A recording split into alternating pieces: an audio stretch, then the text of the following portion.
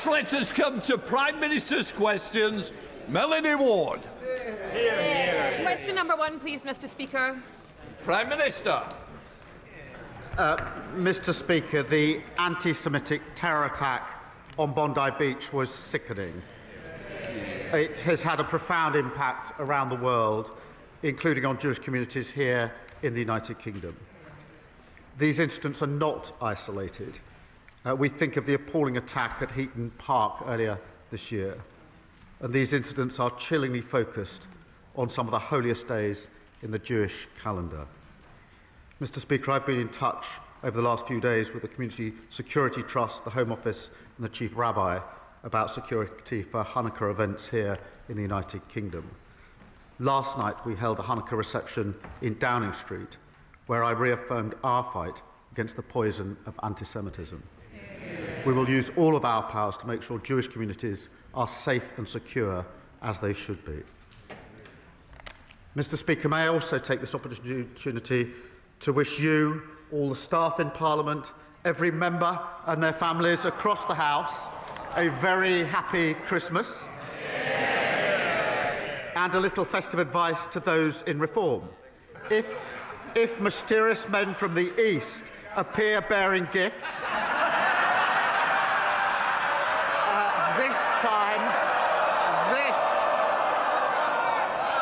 this time report it to the police.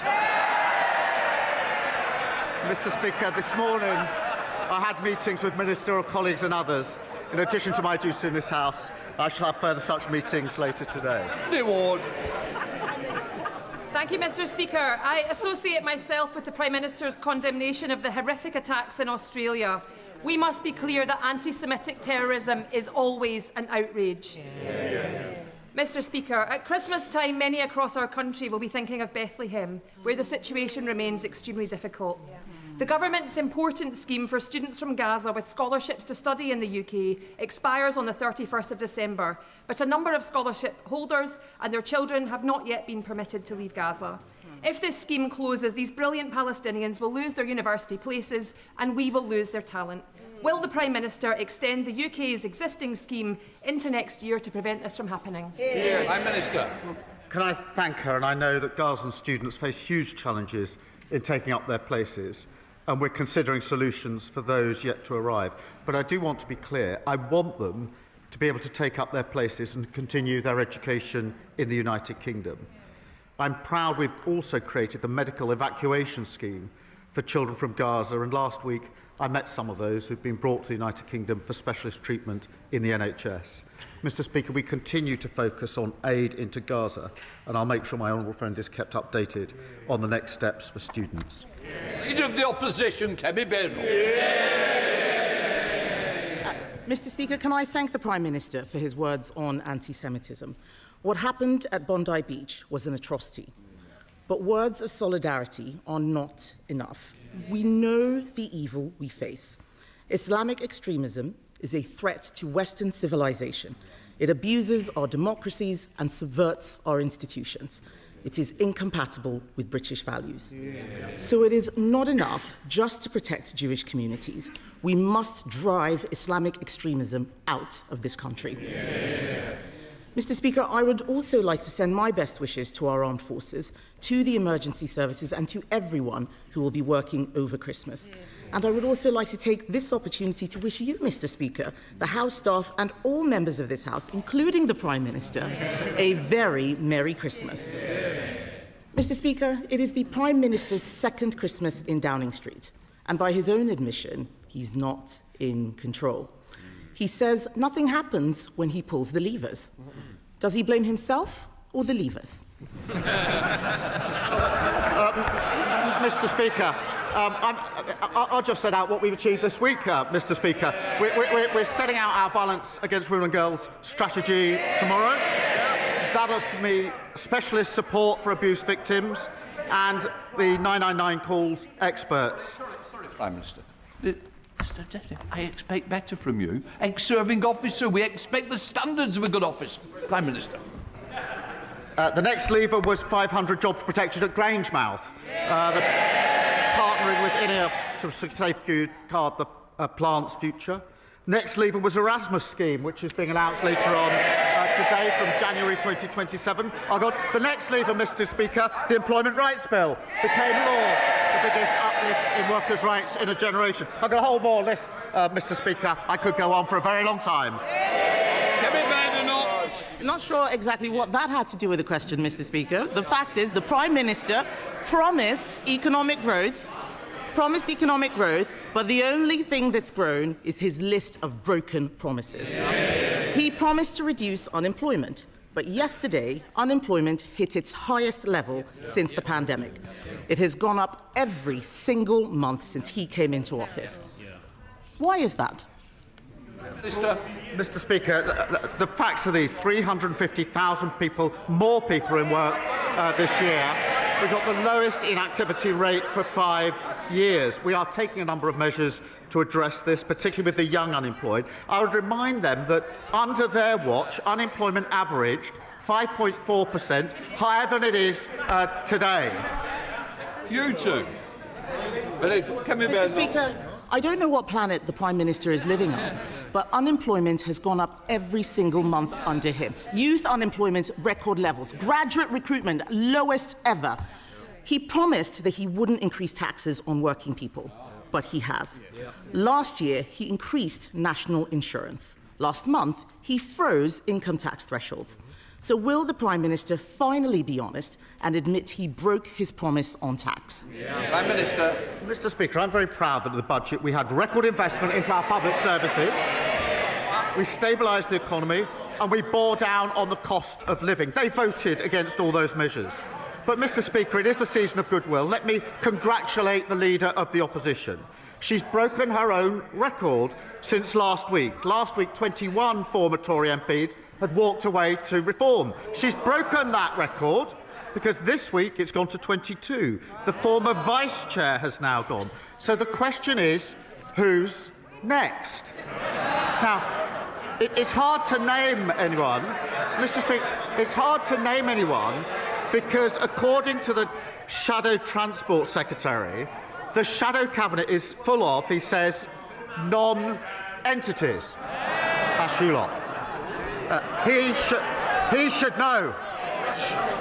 Kemi Badenoch. Mr. Speaker, the Prime Minister is talking about non-entities. As he looked at his cabinet, a bunch of turkeys, they could fit right in a Burton Matthews factory.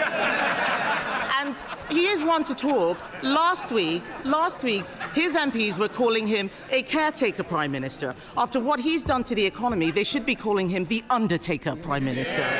Let's look at what else he's promised. The Prime Minister gave his word that he would help pubs. Yet they face a 15% rise in business rates because of his budget.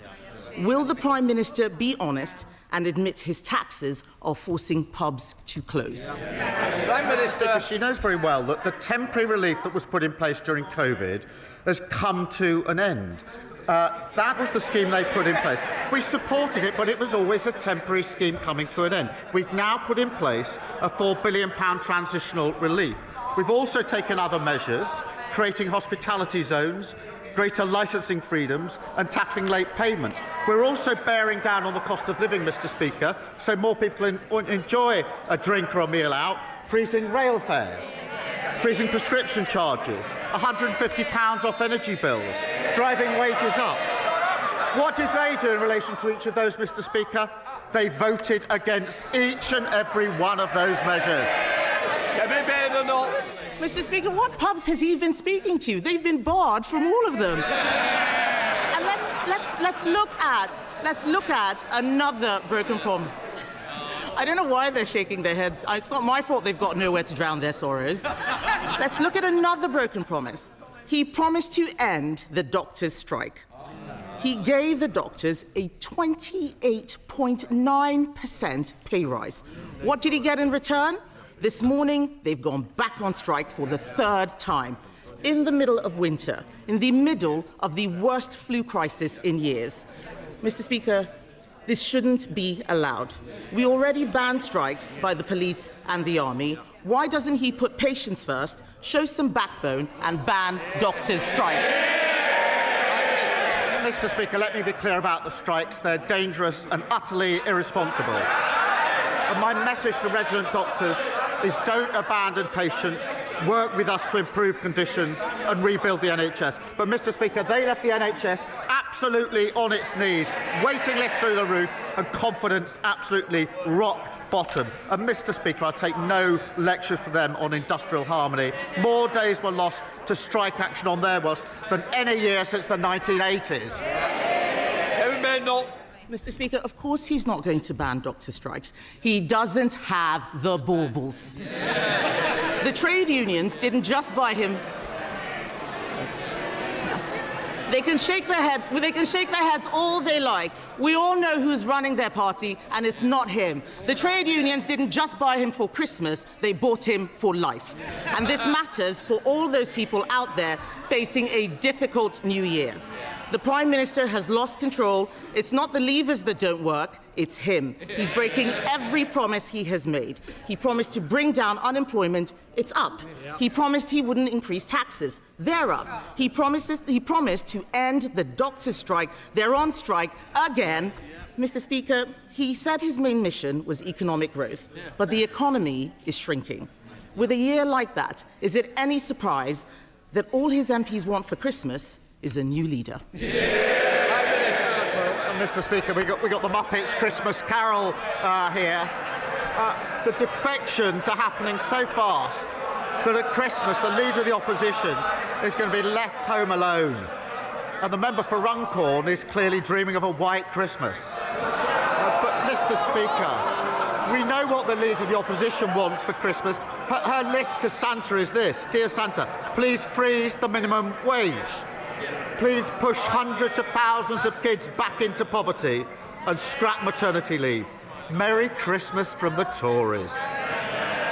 Mr. Speaker, what we're bringing is cheaper mortgages, new rights for workers and lifting 500,000 people out of poverty.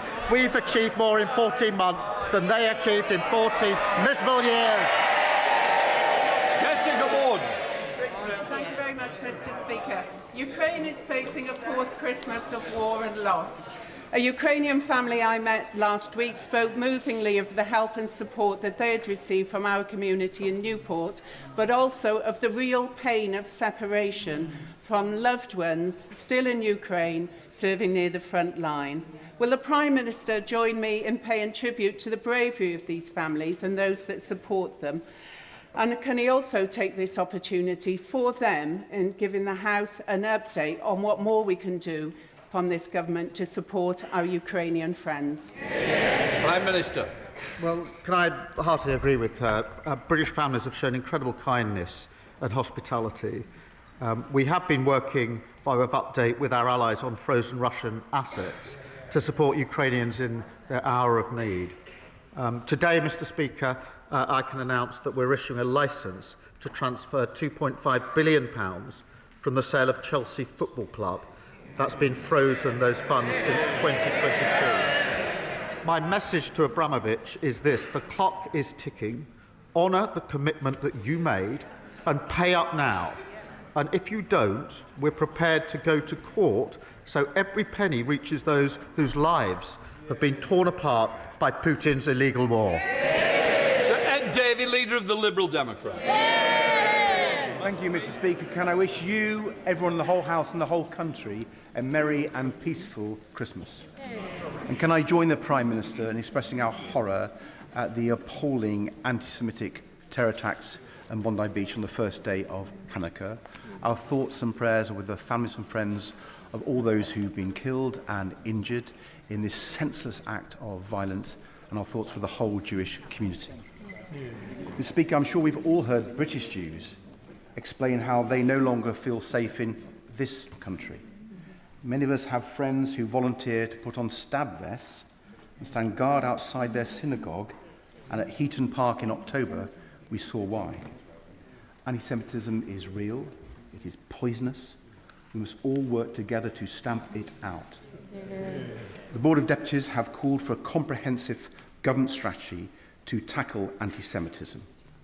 So will the Prime Minister commit to that today and set out what concrete steps he's taking to make sure Jewish people are safe in Britain? Prime Minister. Well, can I thank him for raising this really important issue, and it is really important that we have actions that match the words that we have expressed in response to these horrific attacks. The actions we've taken so far are increasing the funding for Jewish security up to £28 million. I'm pleased to do that, but I'm sad to do that. Having to pay more money to provide security for people to be at their place of worship and to go to school is a sad thing for this country to have to do. I've ordered a review of protest and hate crime laws to stop protests breeding hatred. We're looking at new police powers to deal with repeat and targeted protests. And we've launched a review and training to tackle anti-Semitism in the NHS. There are other steps that we are talking to the community about taking, but all of those actions have already started. Fred David. Thank the Prime Minister for that answer, and I hope he will look at the proposal from the Board of Deputies. I think we can work across this House to end the scourge of anti-Semitism. Mr. Speaker, turning to the NHS, even before today's irresponsible strike by the resident doctors, patients were facing a terrible winter crisis. Thousands have been left on trolleys in hospital corridors for hours, no privacy, no dignity, some even soiling themselves because there was no response.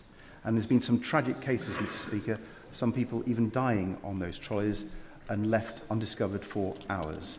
And the expectation is that this could get worse. So will the Prime Minister make this his #1 priority to end this crisis, with a mass vaccination programme to stop so many people ending up in hospital with this virus, and funding the social care places people need to leave hospital when they're ready? Can I say how unacceptable the conditions that some are enduring in our hospitals are, and there's no excuse, and it is our #1 priority. On vaccinations, we've had over 17 million patients vaccinated this year. That's an increase on last year, but I want to drive that up again next year because vaccinations make such a difference, both to patients and those who are staff within the hospitals. And of course, we action on social care. Thank you. Brother McAvoy. Thank you, Mr. Speaker, and Merry Christmas to you and all your fantastic staff. Prime Minister, 2025 has been a momentous year for Darlington, Britain's best town, but there is much more to do. I met a lovely woman out door knocking recently, and she works 12-hour night shifts at a care home in the town. Her colleagues are on minimum wage, and many care workers across the town aren't even paid time and a half for working on Christmas Day. Like so many in her profession, she wants the system fixed, not for herself, but for her residents. I believe that starts with radical improvements to care workers' terms and conditions. Prime Minister, this workforce of mostly women do essential, skilled and exhausting work without fuss, fanfare and still without fair pay. They deserve better. What can I tell the Darlington care workers will improve for them by this time next year at Christmas? Minister. Can I thank her? Carers are incredibly skilled workers. My sister is one of them, and I'm very proud of them and her for their invaluable work. I'm pleased that we've increased the carers' allowance earnings limit by the largest amount since it was introduced, and we're providing £500 million to fund the first ever fair pay agreement through the Employment Rights Act, which was passed yesterday to make sure care workers are properly recognised and rewarded. Stephen Flynn.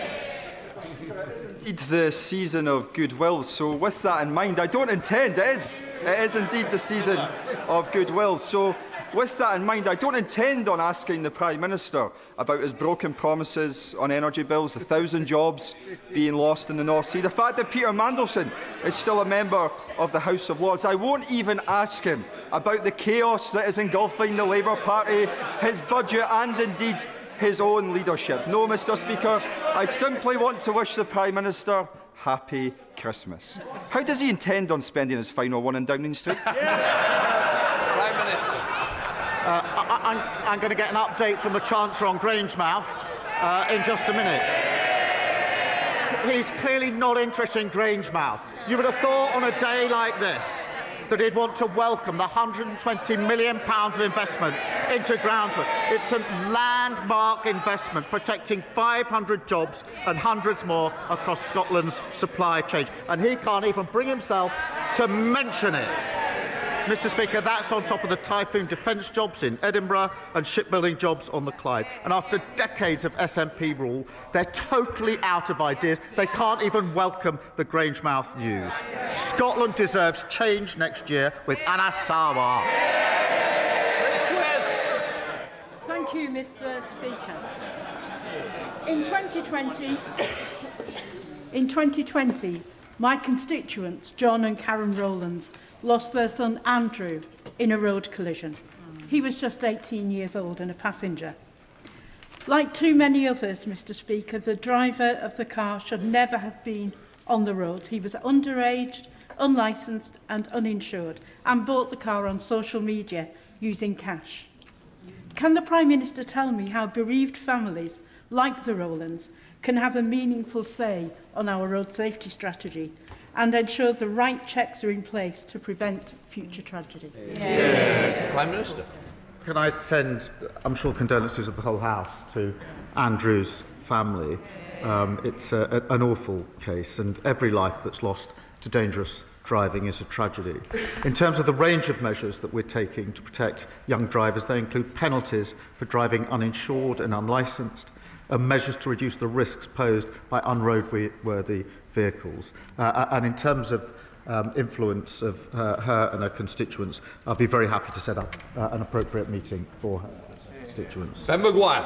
Thank you, Mr. Speaker, and I thank the Prime Minister for confirming a Cornwall-only devolution deal since my last PMQ.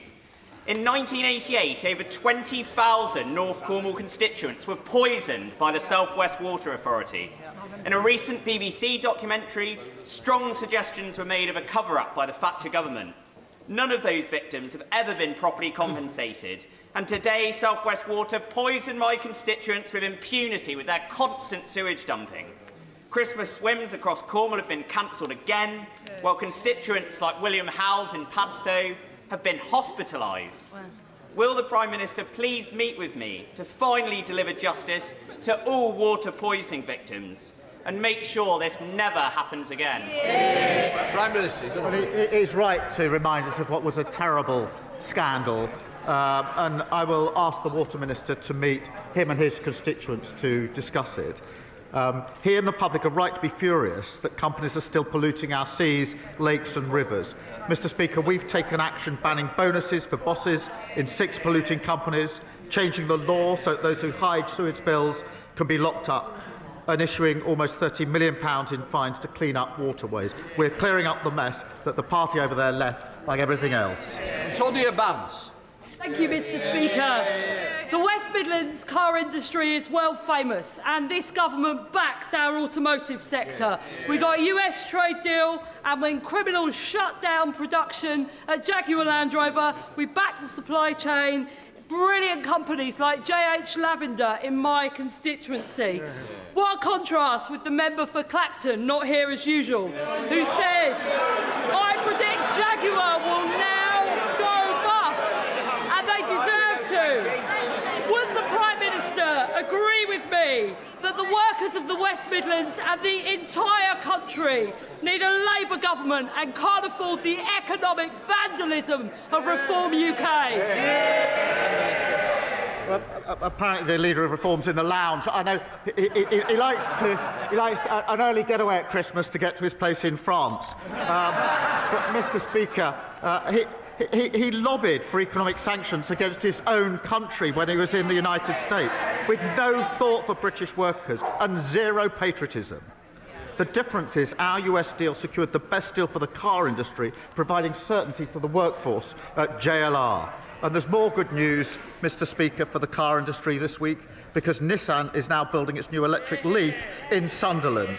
That's the difference a Labour government makes. Sir Julian Smith. Compliment the Prime Minister on the work he's done on Ukraine and wish him well over Christmas on that topic. Mr. Speaker, pubs are at the centre of rural communities in areas such as North Yorkshire. They are under more pressure than ever before. Could I urge the Prime Minister and the Government to look again at the rates issue and to look at how to relax the transitional relief for those pubs, many of which are otherwise going to close. Prime Minister. Mr. Speaker, it is an important sector. At the heart of this challenge is the end of the temporary relief that was put in place during COVID, and that's why we put in place the transitional measures. And investing £500,000 into a hospitality support scheme to help rural pubs diversify. On issues like the cost of living, we've taken a number of measures to make it easier for people to go out and enjoy themselves in pubs, and we'll always look at what measures we can put in place to support pubs. Ed Robertson. Thank you, Mr. Speaker. People across Lichfield, Burntwood and the villages will be looking forward to a very happy new year, not least because of this government's commitment to the Midland Rail Hub project, which will revolutionise rail travel across the West Midlands and further afield. We are all really eager to see a better service between Lichfield and Birmingham as soon as possible, though. So will the Prime Minister join my campaign for a more regular service on the cross-city line? And can he confirm that rail commuters will benefit from frozen fares because of this Labour government? Minister. Well, Mr. Speaker, the hub means more regular services for up to 15 stations across the region. That's vital after the Lichfield to Birmingham service was slashed under the previous government. The construction will create around 13,000 jobs, and we're delivering them as quickly as possible with Network Rail awarding design contracts this week. Mr. Speaker, we're also freezing rail fares. That's the first time that that's happened in 30 years, saving his constituents about £90 a year on the commute to Birmingham. Andrew Snell. Thank you very much, Mr. Speaker. As the ghost of Christmas past scoops up the Prime Minister from his slumber in number 10 this year, I wonder what he will show him on Christmas Eve. Maybe it would be the devastated family farmer putting up the for sale sign on the yard, or the children hugging each other as their independent school closes, or any of the 100,000 hospitality workers who have lost their jobs, or the millions of families that are trying to work out how they will pay their tax bill to fund the ever-growing welfare state. So is it no wonder that the ghost of Christmas future has given up on this Prime Minister, and all that is left is for him to get his bag of coal from Santa and his P45 from his own MP. Happy Christmas. I saw that the honourable member was asking the public to suggest questions for today. I actually put in a bid, Mr. Speaker. I filled it in. I assume he missed the question, I assume. I said he should ask about the 6,000 well-paid, high-skilled jobs we've secured in his constituency, building typhoons. Thanks for an £8 billion deal with Turkey. I'm disappointed that he didn't want to talk about good, well-paid jobs in his constituency secured by this Labour government.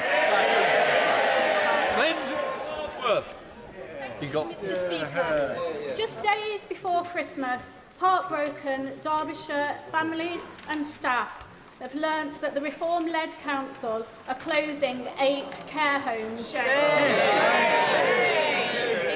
including Rowthorne in Amber Valley. And that comes just days after learning that the council's cost-saving claims were entirely fabricated. Does the Prime Minister agree with me that when Reform talk about Doge, what they're actually talking about is cutting vital public services and homes? And will he join me in urging Derbyshire County Council to think again? Prime Minister. Well, it is deeply concerning to hear about the closure of 8 Derbyshire care homes by the Reform-led Derbyshire Council. It will be hugely concerning to residents and to their families, while we're making £3.7 billion of extra funding available to councils to fund social care. And let me say to the member for Clacton, relaxing in the lounge, Christmas is a time for forgiveness. It's never too late to apologise to former classmates. Nick Timothy. Thank you, Mr. Speaker. Labour's tax rises mean lower growth and higher unemployment, and the reason for the tax rises is government spending. The Prime Minister personally promised the country to limit spending increases to £9.5 billion a year. So what mandate did he have in his first 2 budgets to increase annual spending 15 times faster by £146 billion. Mr. Speaker, we had a mandate to change because we inherited major challenges across the country. If only he had done something to solve these problems when he was working in Downing Street. He left a complete mess. Dale Duncan-Jones. Mr. Speaker, over the past few weeks, I've been contacted by a number of constituents who work in the health and care sector because they are concerned about the proposed changes to the rules surrounding indefinite leave to remain. These individuals came to this country to do a job we asked them to do, and then we decided to change the rules halfway through the process.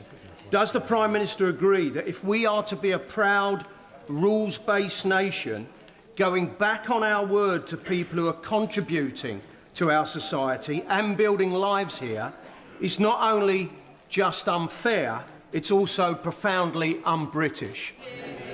Prime Minister. Mr. Speaker, we're replacing a failed settlement system with one that is fair and recognises contribution.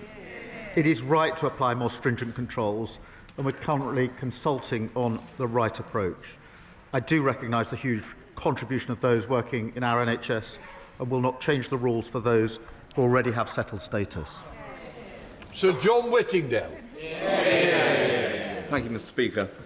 Jimmy Lai is 79 and is a British citizen. He has already been in prison in Hong Kong for 5 years, simply for being a journalist. If he receives a further sentence on the 12th of January, he is likely to die in prison. Will the Prime Minister make clear that his visit to Beijing can only go ahead if Jimmy Lai is released? Prime Minister.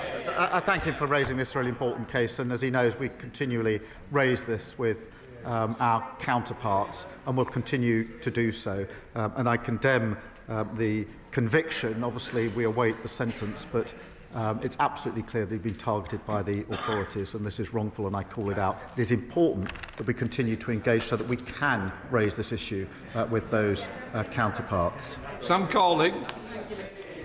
In September, a National Secular Society report highlighted alarming numbers of extremist religious organisations in the UK from various faith traditions expressing hideous views about women, including promoting female genital mutilation and denying the existence of marital rape. Many of these are registered as charities and therefore eligible for various tax exemptions, as well as thousands or even millions of pounds in public money through gift aid. So will the Prime Minister, as part of the government's mission to halve violence against women and girls, support my campaign for a review of charity law and regulation so that we can make sure the UK taxpayer isn't funding extremism and hate? Minister. Can I thank him for raising this really important issue? The scale of violence and abuse suffered by women and girls is a national emergency, and the Violence Against Women and Girls strategy will be published tomorrow, setting out concrete steps in order to deal with this. We've already taken action to protect victims, including placing domestic abuse specialists in the first 5 999 control rooms, and we're launching a new national policing centre to coordinate police response and target these crimes. I'll make sure that ministers look specifically at the issues that he's raised. Jeremy Corbyn. Thank you, Mr. Speaker. Yesterday, the Minister of State for Justice declined a meeting with the representatives of a number of hunger strikers in prison at the present time. These are all remand prisoners. They're not convicted of anything. Since then, a further prisoner, Kazam, has been taken to hospital, as have others.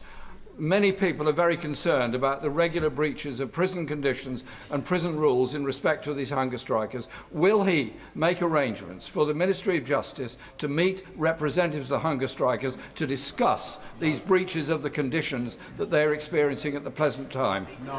Prime Minister. Well, he will appreciate there are rules and procedures in place in relation to hunger strikes, and we're following those rules and procedures. Abdissam Mohammed. Thank you, Mr. Speaker. England is the only country in the world with a fully privatised and monopolised water system, and is broken.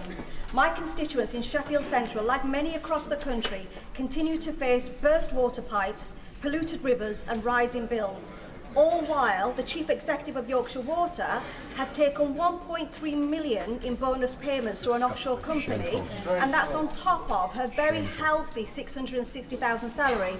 Will the Prime Minister assure the House that the forthcoming water white paper will have stronger accountability and put public interest first before bosses' bonuses? And more importantly, will it consider bringing the essential public service back into House? Prime Minister. Yes, is the simple answer to that question. And our decisions are already holding polluters to account. Mr. Speaker, new severe fines, banning bonuses, and a record 83 criminal investigations have been launched. We've also secured over £100 billion of investment to upgrade infrastructure to deliver better services to constituents. Final question, David Mundell. Mr. Speaker, on Sunday at Arlington Cemetery, I will have the honour of joining family and friends of many of the victims of the bombing of Pan Am Flight 103 over Lockerbie on the 21st of December 1988, the worst terrorist atrocity in the United Kingdom. Does the Prime Minister agree with me that, especially after all these years, those family and friends deserve both truth and justice? And will the United Kingdom Government continue to do all it can to bring about that outcome? Prime Minister. Can I thank him for raising this? And nobody could forget the shocking scenes at Lockerbie. And I know the huge impact it's had on the community that he grew up in. Where people have responded with such compassion and strength. He has rightly stood by their search for justice and truth for all of the intervening years, and I pay tribute to that. All of our thoughts remain with the families and friends of all the victims who deserve truth, and I urge the Scottish authorities to consider the points that he raises. We'll let the front benches change over. You didn't ask a question, so I don't know you can have a point of order. Sorry? No, but you didn't ask a question. Maybe somebody who'd asked a question would be better.